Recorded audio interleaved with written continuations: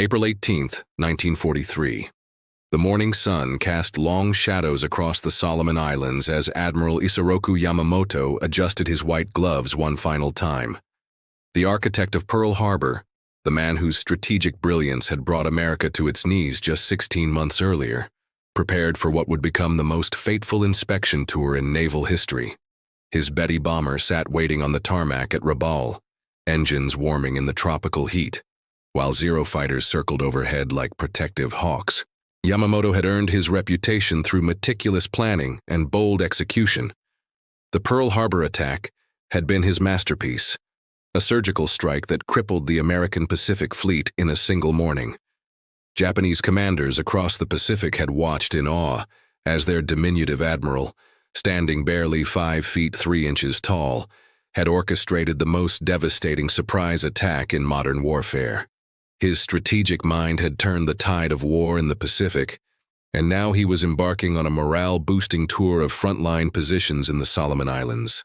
What Yamamoto did not know was that 800 miles away, American codebreakers had been working through the night. The Japanese Navy's most secure communications had been compromised for months, and every detail of the Admiral's inspection tour had been intercepted and decoded.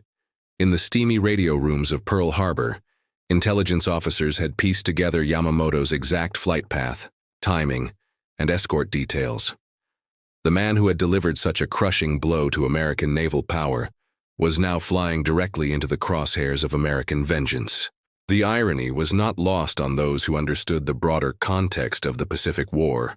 While Japanese commanders had initially dismissed American aircraft as inferior, particularly the twin-engine Lockheed P-38 Lightning, with its distinctive twin-boom design, the tide of technological superiority was quietly shifting. The Lightning, with its innovative design and powerful Allison engines, had been proving itself in European skies, but its true test would come in the vast expanses of the Pacific theater. As Yamamoto's Betty bomber lifted off from Rabaul at precisely 600 hours, its pilot following a predetermined route over the dense jungle canopy of Bougainville, the Admiral settled into his seat with characteristic composure. He carried with him detailed plans for Operation Y-Go, a massive aerial offensive designed to regain Japanese air superiority in the Solomon Islands.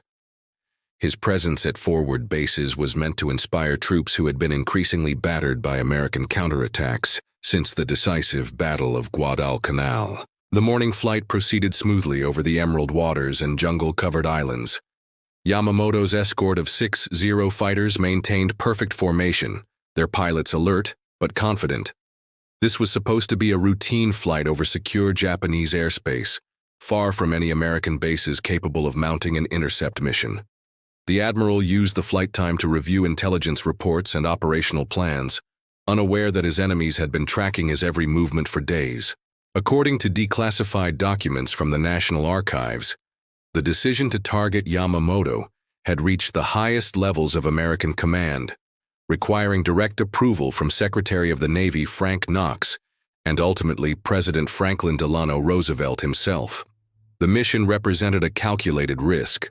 Success would eliminate Japan's most brilliant naval strategist, but failure could reveal the extent of American code-breaking capabilities and compromise future intelligence operations. The die had been cast, and 16 specially selected P-38 Lightning fighters were already airborne from Henderson Field on Guadalcanal, racing through the morning sky toward their rendezvous with history. Henderson Field, Guadalcanal, April 18, 1943, 05. 15 hours. Major John Mitchell checked his watch one final time as 16 P-38 Lightning fighters taxied into position on Henderson Field's steel matting runway. The mission briefing had been unlike any other in his military career, brief, classified, and carrying the weight of the entire Pacific campaign. Squadron commanders had been told only that they were intercepting a high-value target, but the tension in the briefing room had made it clear this was no ordinary mission. The P-38 Lightning had earned its reputation through innovation rather than tradition. Its twin-boom design, initially mocked by conventional pilots, housed 2 Allison V-1710 engines that gave it exceptional range and climbing ability. The aircraft's central nacelle contained a devastating concentration of firepower, one 20mm cannon and four 50-caliber machine guns, all mounted in the nose for maximum accuracy. Unlike other fighters that scattered their weapons across the wings, the Lightning's centralized armament eliminated convergence problems and delivered devastating punch at any range. Captain Thomas Lanphier Jr. adjusted his oxygen mask as his Lightning climbed steadily toward 20,000 feet. The son of a newspaper publisher, Lanphier had volunteered for military service immediately after Pearl Harbor, driven by the same patriotic fervor that had swept across America.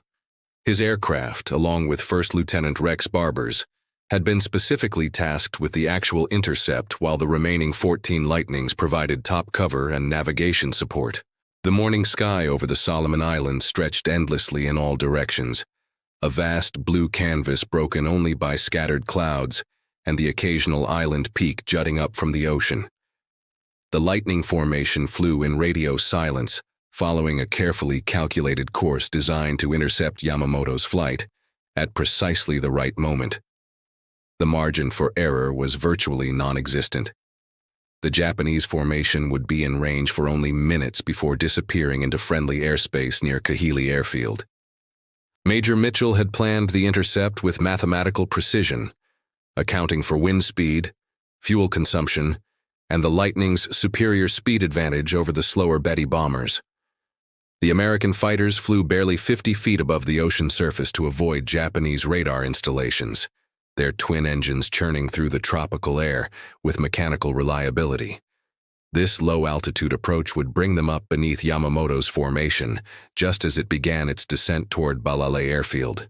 As the minutes ticked by, pilots maintained strict radio discipline while scanning the horizon for any sign of the enemy formation.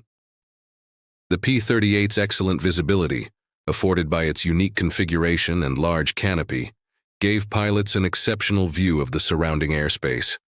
Unlike conventional single-engine fighters, the Lightning pilot sat between his engines rather than behind them, eliminating the propeller arc from his forward vision and providing unobstructed views in all directions.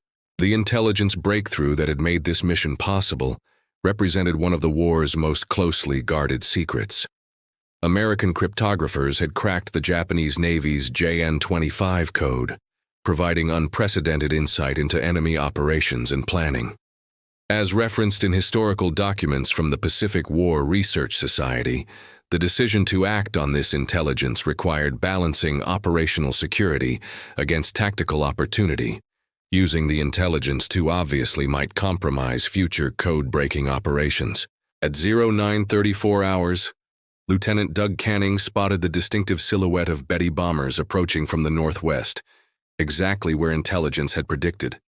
The moment of truth had arrived for both the Lightning and its pilots, who would soon discover whether their innovative aircraft could deliver on its promise in the crucible of aerial combat against Japan's most experienced pilots, flying some of the war's most maneuverable fighters. Above Bougainville Island, 0935 hours. The tranquil morning sky over Bougainville erupted into chaos as 16 P-38 Lightnings burst upward from their sea-level approach, catching Yamamoto's formation completely by surprise. The Japanese escort pilots, flying their legendary Zero fighters, had been scanning the horizon for threats, but never expected American aircraft to appear so deep in Japanese-controlled airspace. The Zeros, renowned throughout the Pacific for their exceptional maneuverability, and experienced pilots immediately broke formation to engage the attacking Americans. Captain Thomas Lanphier Jr. pulled his Lightning into a climbing turn, targeting the lead Betty bomber, while First Lieutenant Rex Barber closed on the second bomber from a different angle. The twin-boom fighter's superior firepower became immediately apparent as Lanphier opened fire with his centralized armament. The concentrated stream of 20mm cannon shells and 50-caliber machine gun bullets tore into the Betty's port engine, sending metal fragments spinning through the tropical air. Zero Pilot Chief Petty Officer Shoichi Sugita rolled his nimble fighter into a desperate dive, attempting to position himself for a deflection shot on the attacking Lightning. The Zero's legendary maneuverability, which had dominated Pacific skies since the war's beginning, proved insufficient against the Lightning's speed and climbing ability. Sugita's aircraft, though incredibly agile, lacked the raw power needed to match the American fighter's energy advantage in vertical maneuvers. Admiral Yamamoto felt his Betty bomber shudder as cannon shells punched through its aluminum fuselage.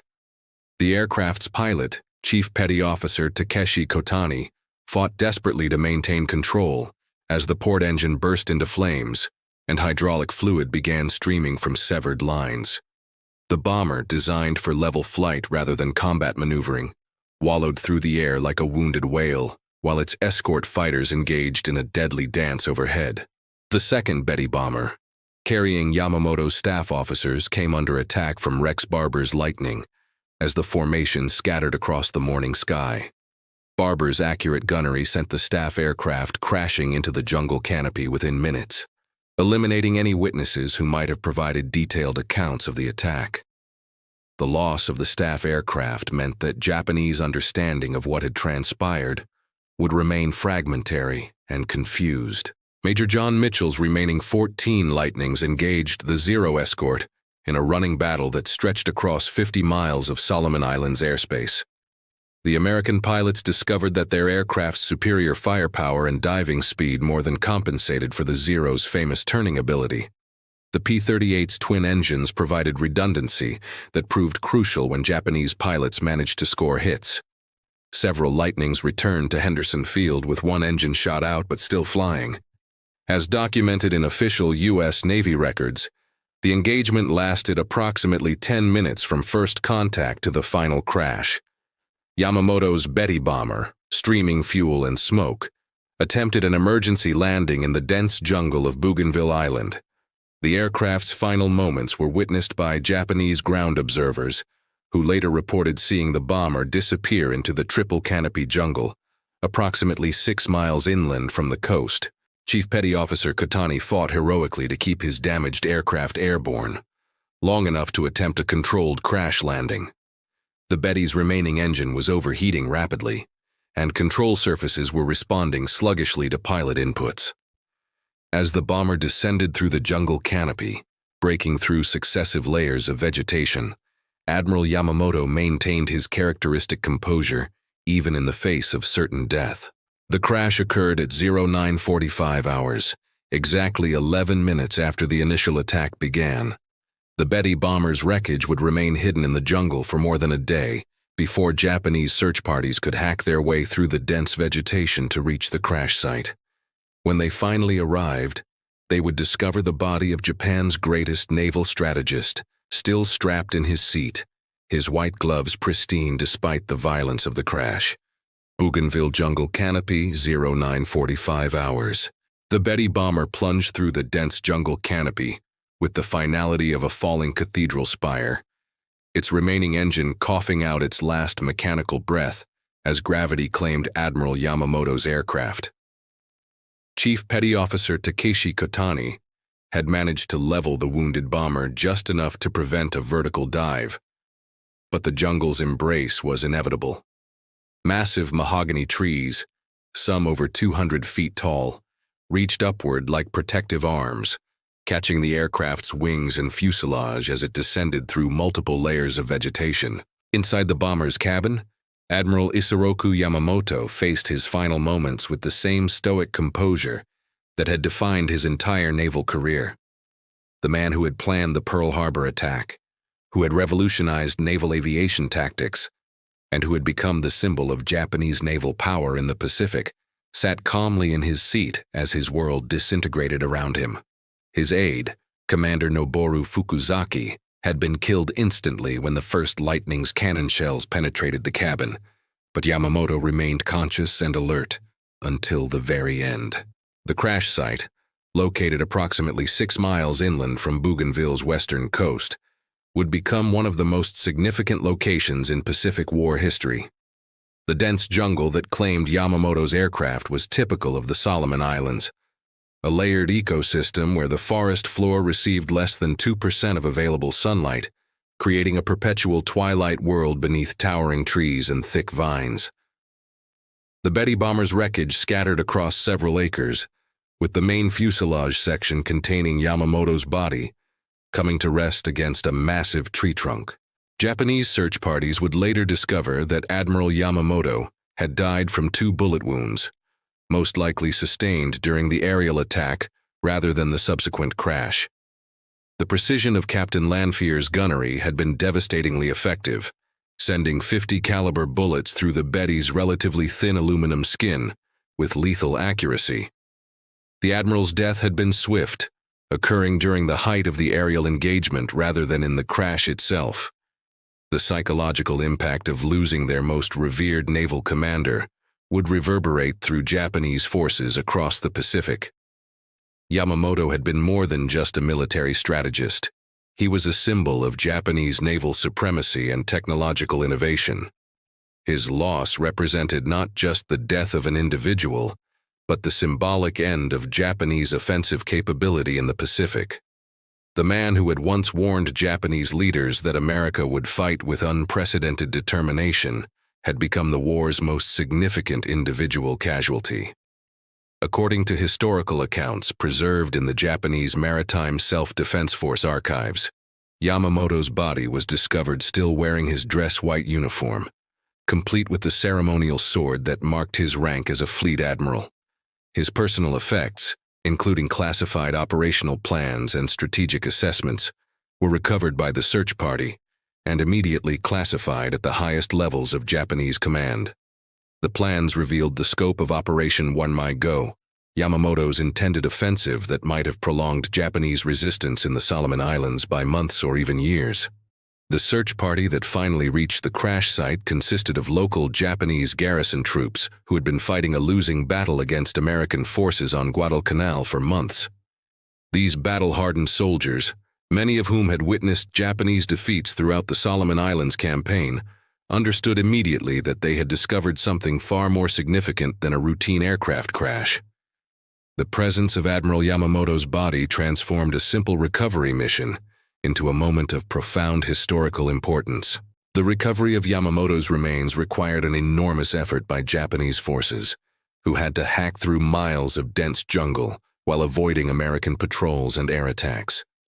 The Admiral's body was eventually transported back to Rabaul, where Japanese commanders faced the impossible task of explaining to Tokyo how their most important military leader had been killed so deep in supposedly secure airspace. The explanation they provided would reveal nothing about American code-breaking capabilities, instead attributing the attack to an improbable combination of routine patrol activity and extraordinary luck. Pearl Harbor, Hawaii, 1400 hours, same day.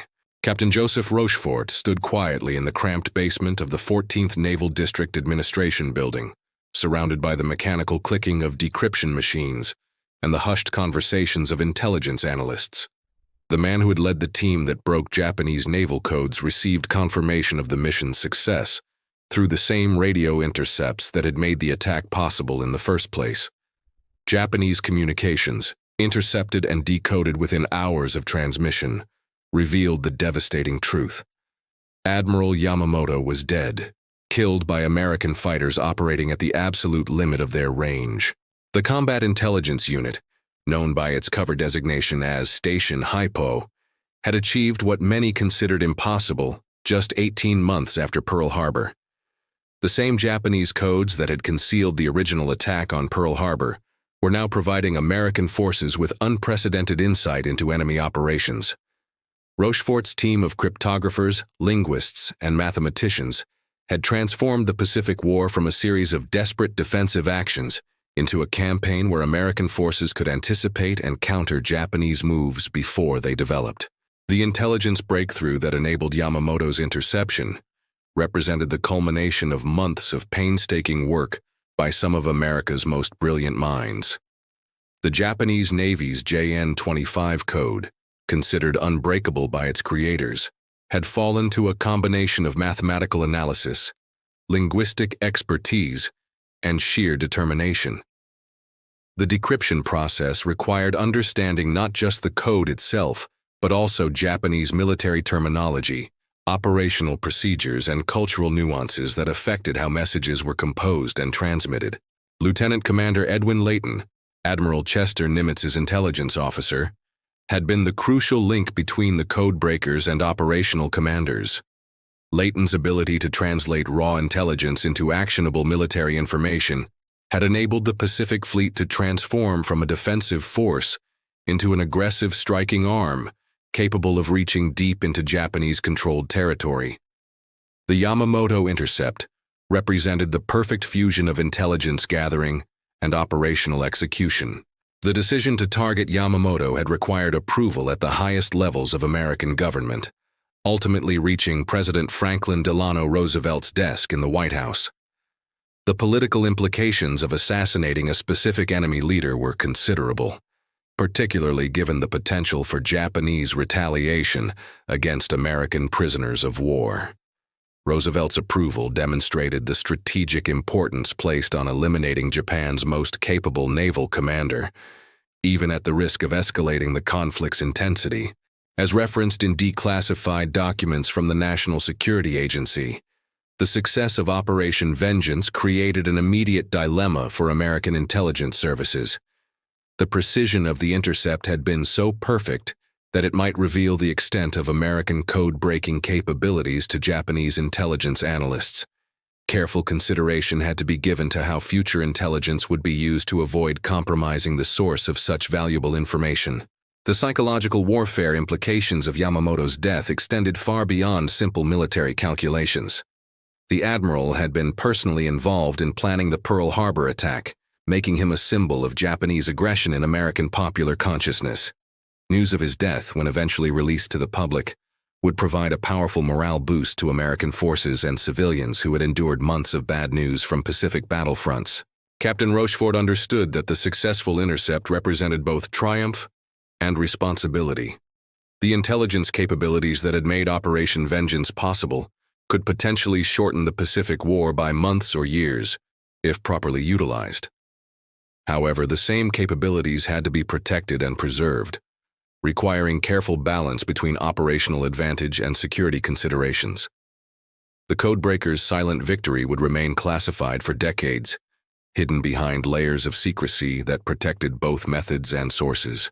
The impact on Japanese naval operations would become apparent within weeks, as enemy communications revealed increasing confusion and defensive thinking among commanders who had previously operated with confidence and aggression. Yamamoto's death had created a leadership vacuum that no other Japanese admiral could adequately fill, fundamentally altering the strategic balance in the Pacific theater. Imperial Palace, Tokyo, April 19, 1943, 0800 hours. The morning rain fell steadily on the grounds of the Imperial Palace as War Minister Hideki Tojo prepared to deliver the most devastating news of Japan's Pacific campaign to Emperor Hirohito.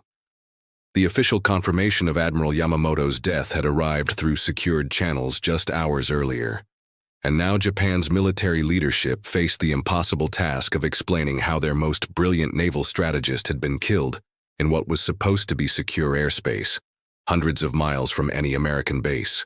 The Emperor received the news with characteristic stoicism, but the implications were immediately apparent to everyone in the briefing room. Yamamoto had been more than just a naval commander. He had been the architect of Japan's early Pacific victories and the strategic mind behind the combined fleet's operational planning. His loss represented not just a personal tragedy, but a fundamental weakening of Japan's ability to conduct sophisticated naval operations against an increasingly powerful American force. General Hajime Sugiyama, chief of the Imperial General Staff, struggled to provide answers to the Emperor's quiet but penetrating questions about how American aircraft had penetrated so deeply into Japanese-controlled airspace. The official explanation, hastily constructed to avoid revealing the extent of Japanese communication security failures, attributed the attack to an extraordinarily lucky encounter between a routine American patrol and Yamamoto's formation. This explanation satisfied no one but preserved the fiction that Japanese codes remained secure. The political ramifications of Yamamoto's death rippled through Tokyo's corridors of power like an earthquake. Prime Minister Hideki Tojo, already facing criticism for the deteriorating situation on Guadalcanal, found his position further weakened by the loss of Japan's most respected naval leader. The admiral's death, symbolized the growing vulnerability of Japanese forces throughout the Pacific, where American industrial production was beginning to overwhelm Japanese defensive capabilities. Navy Minister Shigetaro Shimada faced the immediate challenge of replacing an irreplaceable leader. No other Japanese admiral possessed Yamamoto's combination of strategic vision, operational expertise, and international experience. The decision to promote Admiral Minechi Koga to command of the combined fleet was largely by default. Koga was competent, but lacked the innovative thinking that had made Yamamoto so formidable in the war's early stages. The Japanese public would not learn of Yamamoto's death for several weeks, as military censors struggled with how to present the loss without damaging civilian morale. When the announcement finally came, it would be carefully crafted to emphasize the admiral's heroic death in service to the emperor, while minimizing any suggestion that Japanese forces were becoming vulnerable to American attacks. The state funeral that followed would become one of the largest public gatherings in wartime Tokyo, demonstrating the profound impact of Yamamoto's death on Japanese popular consciousness. According to historical records maintained by the Japanese Defense Agency, Yamamoto's death marked a turning point in Japanese strategic thinking. The admiral's replacement, Admiral Koga, lacked both the strategic vision and the political influence necessary to challenge increasingly desperate plans proposed by the army leadership. Without Yamamoto's moderating influence, Japanese naval strategy became increasingly reactive and defensive, abandoning the innovative approach that had characterized the war's early phases. The intelligence failure that enabled Yamamoto's interception was quietly investigated by Japanese counterintelligence services, but the investigation reached no definitive conclusions.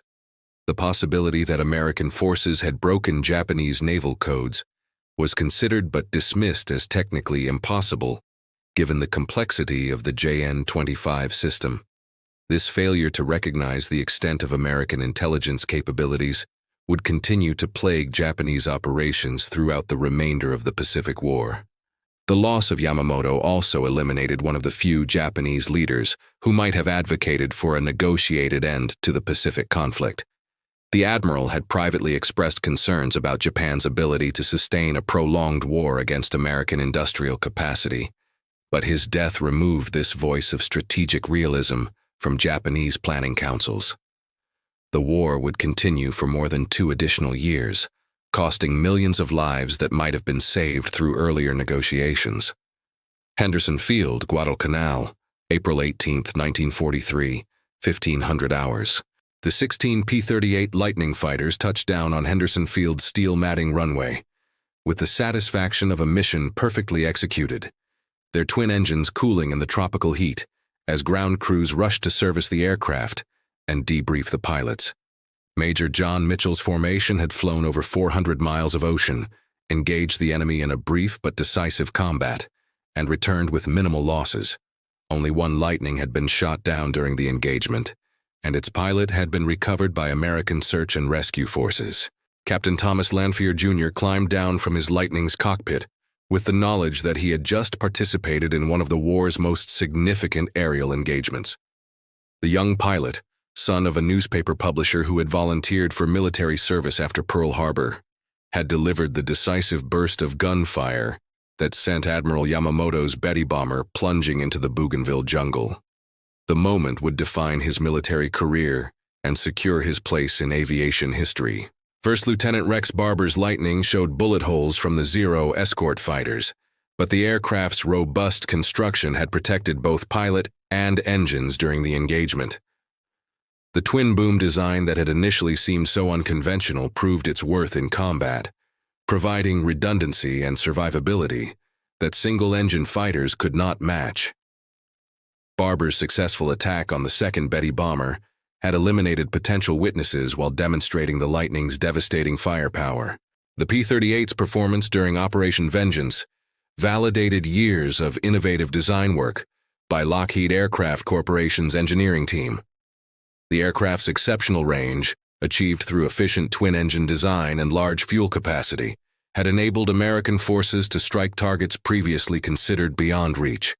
The Lightning's centralized armament eliminated the convergence problems that plagued other fighters, delivering devastating accuracy at any range.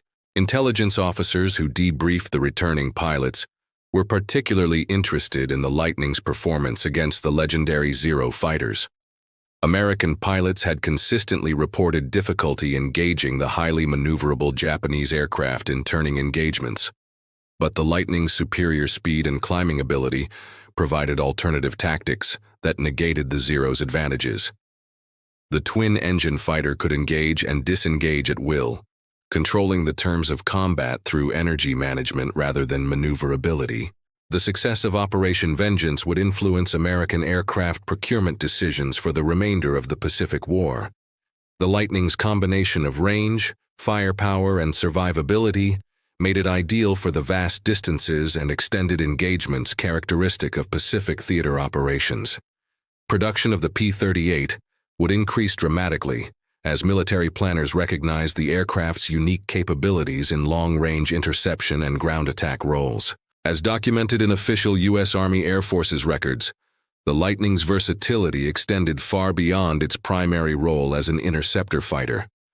The aircraft's stable gun platform and heavy armament made it exceptionally effective in ground attack missions, while its long range enabled deep reconnaissance flights that provided crucial intelligence about Japanese positions and movements.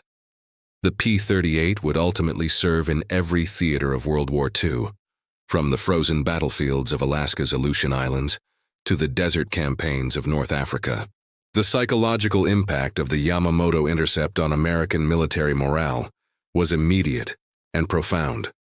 Pilots who had struggled against Japanese air superiority since Pearl Harbor suddenly possessed an aircraft capable of outfighting the enemy's best fighters while carrying the war deep into Japanese-controlled territory. The Lightning's success validated American aircraft design philosophy and demonstrated that innovative engineering could overcome traditional limitations. Ground crews at Henderson Field worked through the night to prepare the Lightning fighters for their next mission, understanding that they were servicing aircraft that had just changed the course of the Pacific War. The maintenance requirements for twin-engine fighters were more complex than single-engine aircraft, but the redundancy provided by dual power plants had already proven its worth in combat. Several Lightnings had returned from the Yamamoto mission with battle damage that would have forced single-engine fighters to attempt dangerous water landings. Washington, D.C., April 25, 1943, 1000 hours. President Franklin Delano Roosevelt sat behind his desk in the Oval Office, reviewing the classified report that detailed Operation Vengeance's complete success, while Secretary of the Navy Frank Knox waited patiently for the Commander-in-Chief's response to what many would later consider the Pacific War's most significant intelligence coup. The elimination of Admiral Yamamoto represented more than just a tactical victory. It symbolized America's transformation from Pearl Harbor's victim to a nation capable of striking its enemies with surgical precision anywhere in the Pacific theater.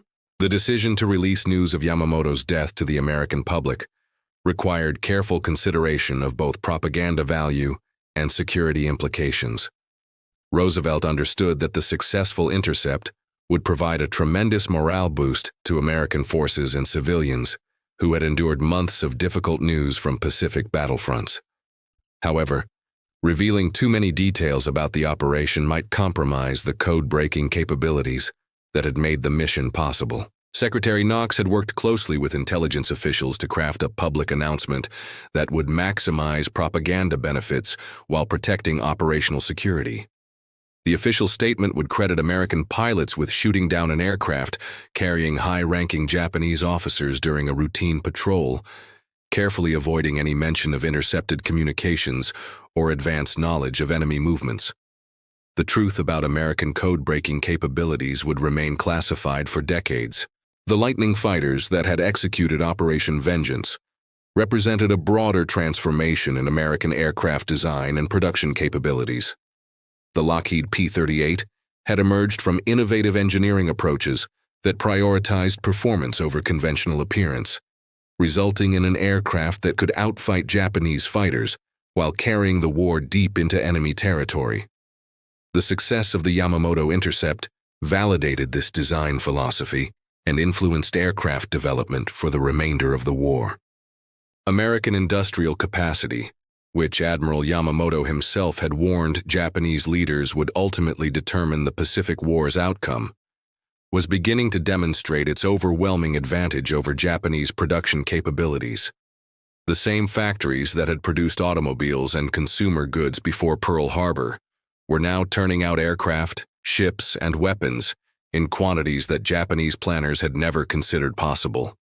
The P-38 Lightning was just one example of American industry's ability to transform innovative designs into operational weapons systems.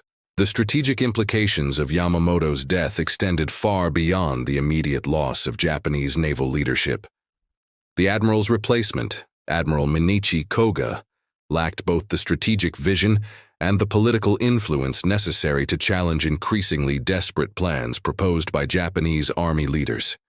Without Yamamoto's moderating influence, Japanese strategy would become increasingly defensive and reactive, abandoning the innovative approaches that had characterized the war's early phases. As referenced in declassified documents from the Franklin D. Roosevelt Presidential Library, the president understood that Operation Vengeance represented a turning point in the Pacific Campaign. The successful intercept demonstrated American capabilities that would reshape the entire strategic balance, forcing Japanese leaders to question the security of their communications and the safety of their most important leaders. The psychological warfare implications were as significant as the immediate military impact. The Lightning's legacy would extend far beyond World War II, influencing post-war aircraft design and establishing principles that would guide American aviation development through the Cold War and beyond. The aircraft's innovative twin-boom configuration, centralized armament, and exceptional range capabilities provided lessons that would be incorporated into future fighter designs. The P-38's success proved that unconventional approaches could deliver superior performance when properly executed. The war would continue for more than 2 additional years after Yamamoto's death, but the strategic initiative had irreversibly shifted to American forces. The combination of superior intelligence, innovative aircraft design, and overwhelming industrial capacity would ultimately force Japan's surrender, vindicating Admiral Yamamoto's prescient warning that attacking America would awaken a sleeping giant. The lightning that shot Japan's greatest naval strategist from the sky had become the symbol of America's technological and strategic superiority in the Pacific theater, transforming the nation that had suffered at Pearl Harbor into the dominant force that would reshape the post-war world.